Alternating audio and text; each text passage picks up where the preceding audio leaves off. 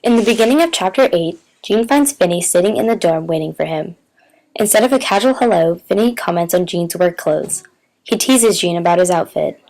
Finney then notices his bed isn't made up and asks why there aren't any maids anymore. Jean responds using the war as an excuse. Upon Finney's return, Jean gets back into the routine of praying before he goes to sleep. The next day, Finney wakes up Jean by again commenting on the fact that there are no more maids. Soon after, Brinker Hadley came into the room questioning Jean about enlisting in the army. Jean hasn't told Finney about his plan, but when Brinker continues to ask Jean about it, he finally cracks and tells Finney. He becomes very upset at the thought of Jean wanting to leave him behind. Because Finney is so shocked, Jean changes his mind and tells Brinker he's not going to enlist. He then starts to make jokes about enlisting with Brinker, and Finney decides to join in the fun. They call him names like General MacArthur and Madam Chiang Kai-shek, and from this, they derived the nickname Yellow Peril. On Finney's first day of class after the fall, he decides to ditch. He would much rather walk around and look at the campus. Finney, of course, drags Jean along with him, and Jean willingly goes with him. Finney wants to go to the gym.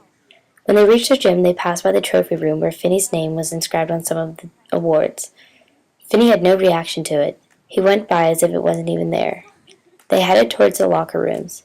When they walked into the locker rooms, Finney sees a pile of dirty towels and brings up the topic of having no maids again. They sit down on a bench and soak up the odorous smells, which they find anything but a bad smell. Finney then tells Jean to do some pull-ups and asks him what sport he tried out for. But he's disappointed when Jean tells him he didn't go out for anything. Jean exclaims that sports don't matter because of the war. Finney responds with the thought that the war isn't real. It was created by fat old men who don't want people taking their jobs. Jean begins to fall for this magnificent lie, but then comes back down to reality when he sees Finney's cast. He blames his crazy idea on the drugs Finney is taking.